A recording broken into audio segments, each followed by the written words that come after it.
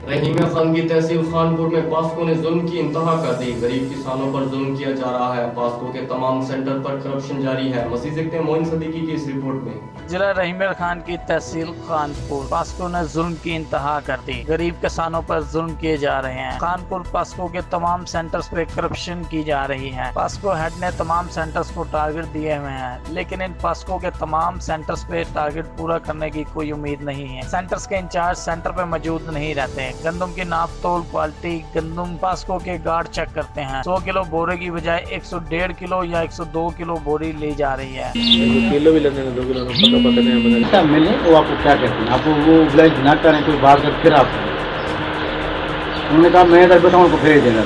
मेरी बात उनसे हो गई है। किनसे हो गई? उनसे 4 साल की किसी बात से 2 किलो उसमें स्वीप गवर्नमेंट ले रही है। 102 किलो स्वीप भी है ना पासको है भाई। किलो स्वीप भी तो पासको ले रही है ना। वही 102 किलो वजन ले रहे हैं। 101 भी ले रहे हैं, 102 भी, 1.5 भी किलो स्वीप है। 3 साल गंदम पड़ी रहती है, मास्टर है अभी गंदम में।